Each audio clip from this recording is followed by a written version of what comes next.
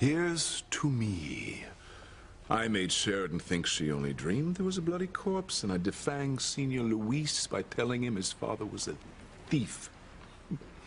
Good work, Julian.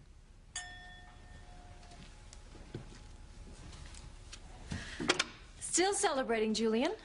I have every reason to celebrate. Everything's going enormously well for me and for the family. Oh, yes. Because you convinced Sheridan that it was all just a nightmare, that she really didn't see a corpse in the living room, and that her hands weren't all bloody. Yes, it wasn't easy to convince her, so yes, I'd say that's one hell of a reason to celebrate. You know, isn't it odd that you let her go on thinking all those years that her nightmares were based in reality? I didn't let her do anything. I'd hoped she'd get over the delusion. Yeah, so one would think she would have after all those years. What did you say to finally convince her? I simply told her the truth. I mean, you make it sound like I pulled a fast one on my own sister. Is that what you think? You know, I'm just remembering I overheard you and your father talking, and you and Alistair said that you would sacrifice Sheridan for the sake of the Crane image. Yeah, as usual, you're quoting me out of context. Oh. What was the context, darling?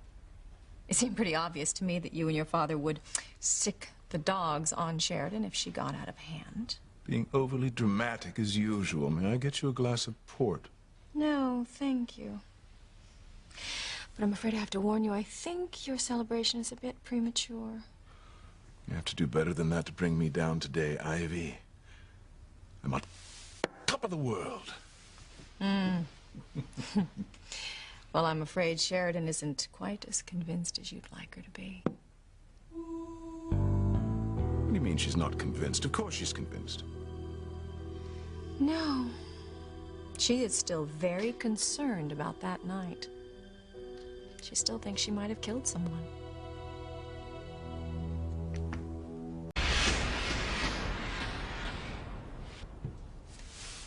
What do you mean she's not convinced? I explained the whole thing to her. She only dreams she saw a bloody corpse. Yes, well, I'm sure your explanation was very thorough, darling, but Sheridan isn't buying it. What the hell did you say to her? She was buying it last time I spoke to her. I didn't have to say anything. Sheridan decided all on her own that believing you might not be the best thing. God, can't have this mess dragged up again. It's imperative that Sheridan forget all about that night. Well, I know that's what you and your father want, but you know your sister. She's very willful. She just doesn't believe that she dreamed the whole thing. It's ridiculous. I mean, there's not a shred of evidence anywhere that she ever saw a corpse or blood in her hands or a coffin. There's no evidence that it was anything but a child's nightmare. I'm well aware there's no evidence, Julian. But then there never is when a Crane is involved in something messy. What are you implying, that we somehow buried the evidence? Please. We both know how powerful the Crane Empire is. If Alistair wanted something buried, it would be very easily accomplished. That's beside the point. Just who the hell does she think was lying there dead? Well, she thinks the body under the bloody sheet was Luis's father, Martin Fitzgerald. Why would she think that Martin was the corpse? Well, I'm afraid you'll have to blame me. I knew it. What did you say to her? Sheridan just wanted to know exactly when Martin disappeared. I told her. What are you covering up, Julian? Nothing.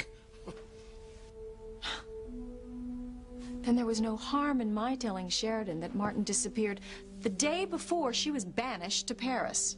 She wasn't banished. She was sent to the best psychiatrist in France. Because she insisted she had killed someone. She was hysterical about it. Tell me the truth. Is it just a coincidence? Or did Sheridan kill Martin Fitzgerald?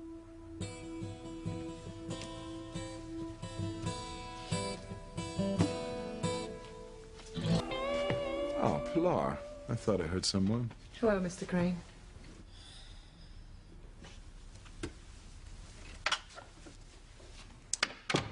Forgive me for being paranoid. But I'd rather not talk about Sheridan killing the housekeeper's husband when the housekeeper is standing right outside the door.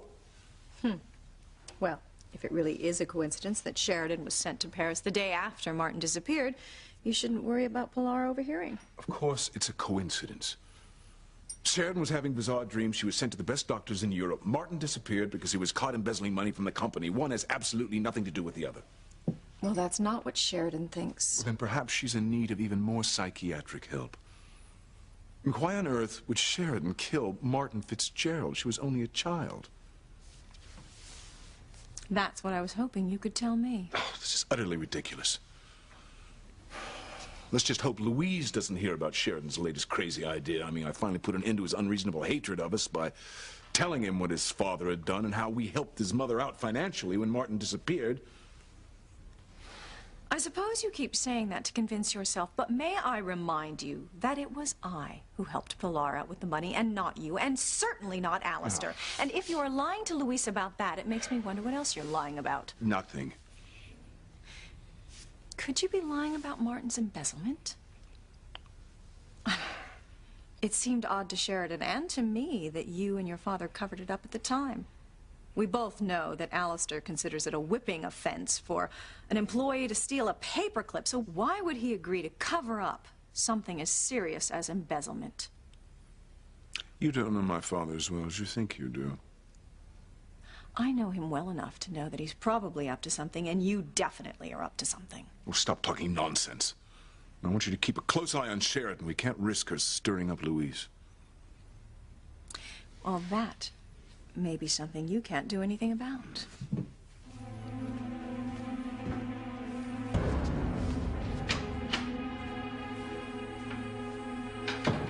Father's not going to like this.